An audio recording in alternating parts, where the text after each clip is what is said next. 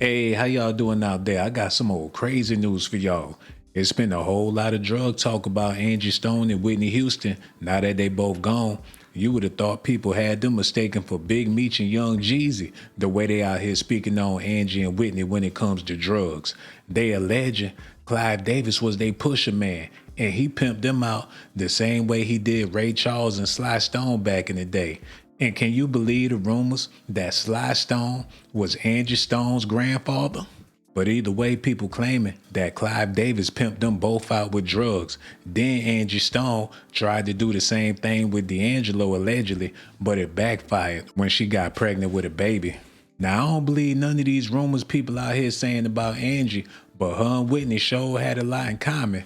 But the main thing they had in common was Clive Davis. They both ain't here no more, and people want to know what's going on.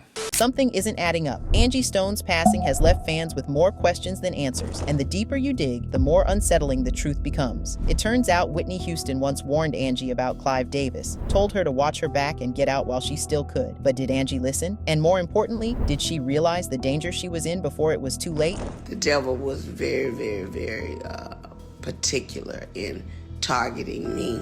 To make matters worse, her family is demanding a second autopsy. Apparently, the authorities are refusing to do anything. But Angie's loved ones can't outright make a statement because word on the street is that Clive's been threatening them. With all the evidence piling up, fans are piecing together a chilling pattern, one that suggests Angie's tragic accident may not have been an accident at all. Was she silenced for exposing the industry's darkest secrets? Will there be an autopsy? And why did Angie not listen to Whitney's advice? Let's find out. So a lot of folks don't know this, but Whitney and Angie were close friends. They started out as professional co-workers, which makes sense since both of them were signed to Clive. In fact, he might have been the one who floated the idea of the two performing at Arista's 25th anniversary. The two women hit it off and became fast friends. Angie described her as a dream come true. She even got the chance to work as a backup singer for the icon. Man, we were so cool because, she had a lot of respect for good songs and good singing. But there was something really down home about Whitney. And that's not all. Over the years, Angie has shared a lot of stories about her time with Whitney. Apparently, the company used to throw a Christmas program every year where everyone would give out Christmas toys to the kids. However, this one year, no one showed up and Angie was called in. Lucky for her, she didn't have to do it alone. And then at the 9th hour, here Bobby Brown walks in and we're singing a Christmas song. And he says, Whitney loves you, and says, thank you so much. Well, lo and behold, I didn't know where she was, but she couldn't make it. And I got into California maybe a week later, and I had the most beautiful exotic flowers that were waiting for me at my hotel. It was Whitney. She said, that's why I love you so much. You are my girl. Now, she said Whitney had some exotic flowers waiting for her in the hotel. The last time I heard something about some exotic flowers, I was around some young dudes and they was talking about some loud. I ain't trying to say Whitney Houston hit Angie Stone off with that chronic pack, but it sure sound like that's what she talking about to me. It's funny how they both became good friends and Clive Davis was supplying them with that work. I'm not talking about that type of work a lot of y'all think I'm talking about. I'm talking about that work in the studio, making hits without the pipe. And get this, the two of them were even planning to hit the studio together at one point. Safe to say, Angie and Whitney were close to the point Angie talked about Whitney's passing. She had a huge heart, and, a lot of what you hear, about Whitney, too much negative gets focused on things that are irrelevant. Some of the good stuff that she really did that made a difference in so many lives.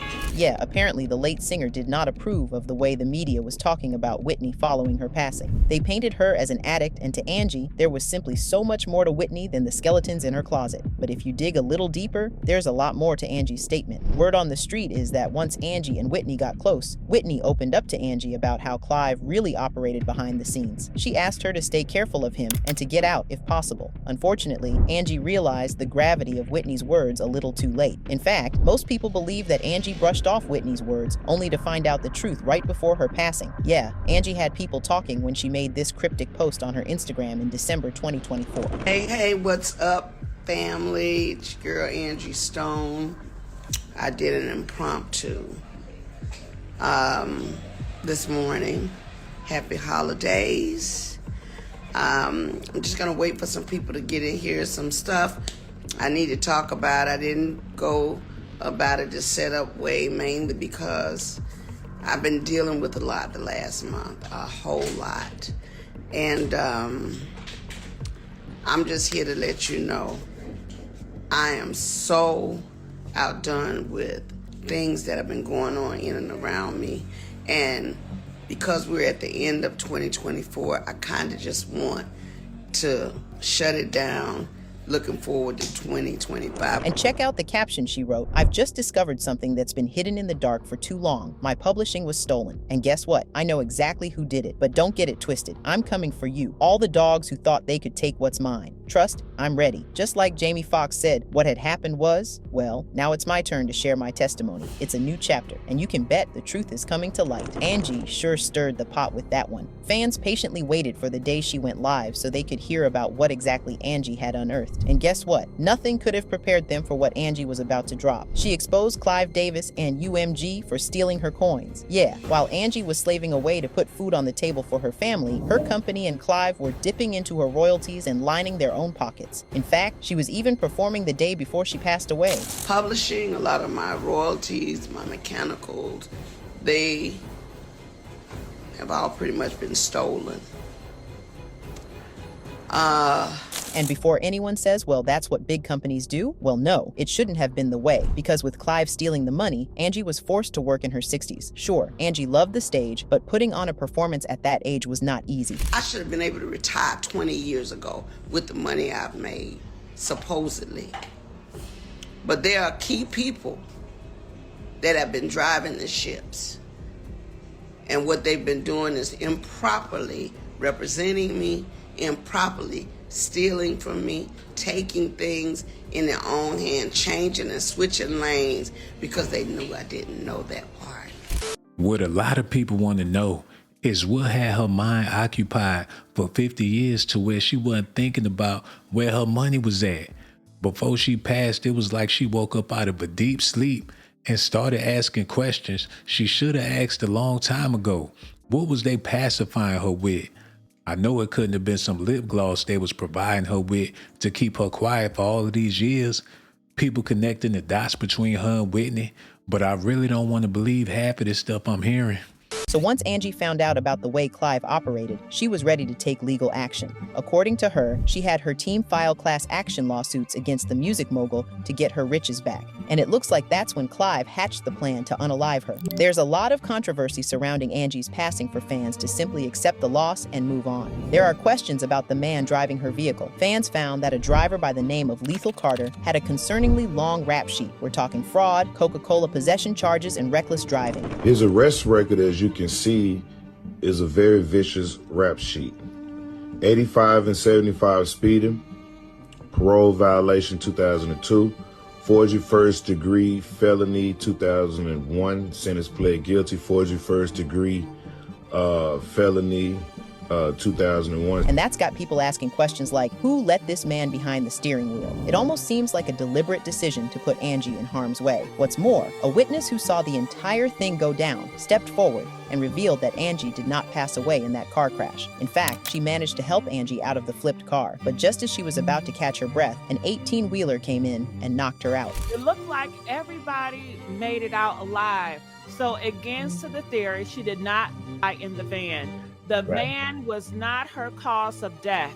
Something happened to her when she got outside of the van, when she crawled outside of the van. But people have questions about the witness as well, especially since she disappeared after posting her story on the internet. Did she get paid money to keep quiet, or was she a crisis manager actor hired to add confusion to the circumstances surrounding Angie's passing? And then there's the truck that ran over Angie. Fans found out that it was a Freightliner Cascadia that had been linked to Wilkinson Trucking LLC. Now, the thing with these types of trucks is that they have a camera in the front that records everything. If that's true, then hasn't the footage been released yet? It's almost like someone engineered the entire situation to make sure that Angie did not get out of the situation alive. Honestly, it wouldn't be the first time Clive has taken someone out for daring to question his authority. According to several sources, Whitney was preparing to blow the whistle on Clive right before she passed. And sure, she didn't get into an accident, but Clive has a lot of other ways to take out artists as well. With Whitney, he used an evil strategy. He overworked her, and when she couldn't bear the burden, he provided her with illegal substances. Yeah, that's right. Word on the street is that Clive turned Whitney into an addict just so she could never think about leaving him. And if you're looking for proof, well, back in 1973, Clive actually got blasted for misuse of funds and for providing his artists with illegal substances. Back then, David Winshaw, vice president of artist relations at Columbia, got busted. According to reports, he was close to Clive. In fact, he was known as Davis's royal procurer, or Clive's pimp, or the all-around Dr. Feelgood. Apparently, with the help of David, Clive used illegal substances for payola, and when the truth came out, the record executive was fired by his company and sued for alleged personal use of company funds. He was even depicted by a CBS officer as a culprit found involved in hanky-panky. Safe to say, Clive's not the straight shooter everyone thinks he is. He trapped Whitney, setting up the narrative to make sure that his money-making machine never left his side. And when there was a threat to his empire, he took her out, simply because an artist in the grave brings more money. And guess what? The same thing's going on with Angie. So you mean to tell me Clive Davis was allegedly pushing dope on his artists so he can have control over every aspect of their careers? No wonder Diddy was freaking off with pink cocaine. Clive Davis will turn you into a freak or worse. He might be the reason those cokeheads invented the Soul Train line back in the day. So is there a possibility that he did the same thing to Angie Stone that he did to Whitney Houston and all the other artists he worked with? According to Billboard, the late singer's catalog went up by nearly 1,300% in streams and 10,700% in sales following her passing. And guess who's keeping the profits? Clive. That said, Angie and Whitney are not the only ones who paid the price for doing business with Clive. Remember Lisa Lopes? She was a member of the R&B group TLC. In fact, she was more than a member. She played a key role in putting her group on the map. As a rapper and singer, she co-wrote many of TLC's biggest hits, and her work earned 4 Grammy Awards. She was all business and no play, and that's why Clive used the car accident strategy to take her out. Yeah, that's right. She spoke up about Clive stealing her loyalties, just like Angie. That means every time an album gets sold, TLC gets 56 cents. So 10 million records, $5.6 million. Seems like a lot of money. Well, it's not a lot of money when the record company has spent $3 million to record your album. And in the record business, we pay all costs back to the record company. We pay recording costs, video costs. So now we have $2.6 million left. Well, guess what? When you have that much money, you're in about the 47, 48, 49% tax bracket. So that immediately gets deducted to $1.3 million. Then you split the rest 3 ways. You got about $300,000 if that much. Okay? $300,000. I can buy a nice house with that.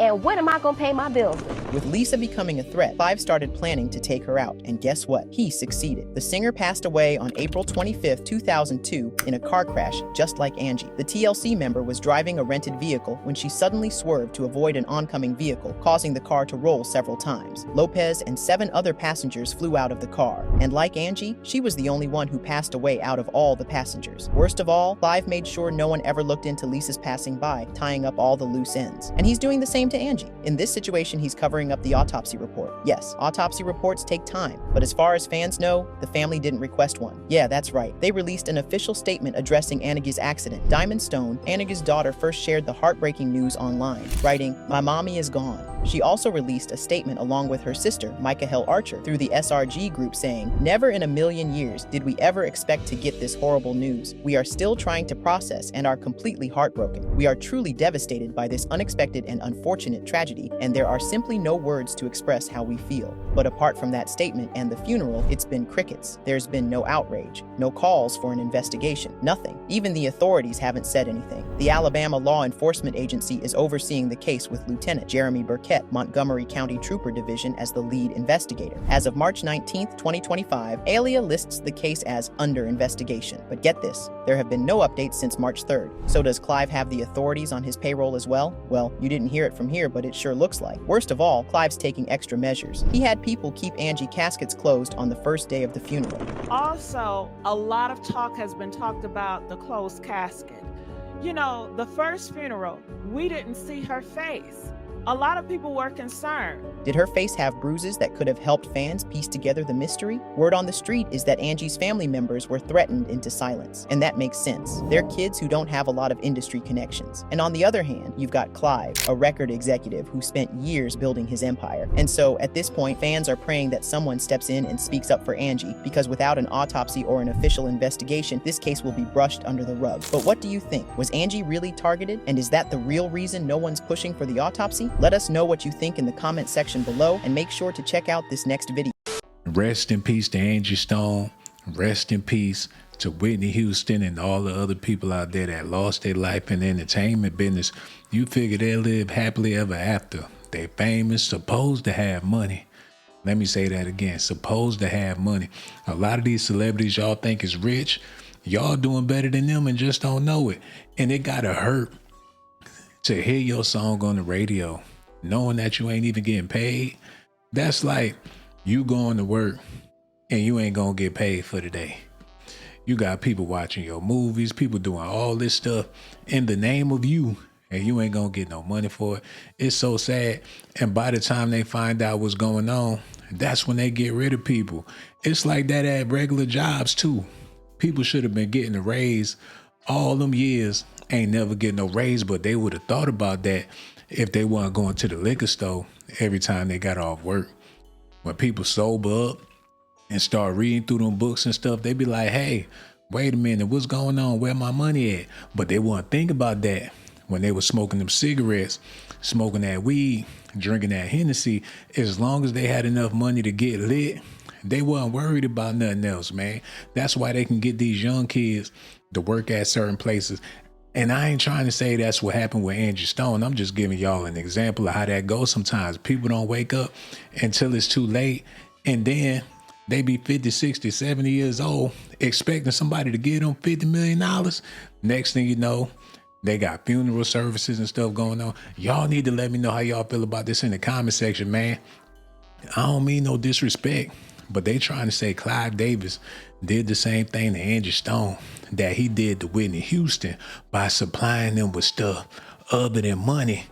And that's what kept them quiet for so long. I don't know the details. That's what they saying out there in the street. Let me know what y'all think about it in the comment section. I got so much love for y'all. I'ma holler at y'all later. Subscribe to my channel if that's what you want. But if that's not what you like, then you must be a punk. Hold on now, here we go. Who is this girl? She got that junk in her trunk. Baby girl, back it up, poke out your rump. It's S.A.T. that you want.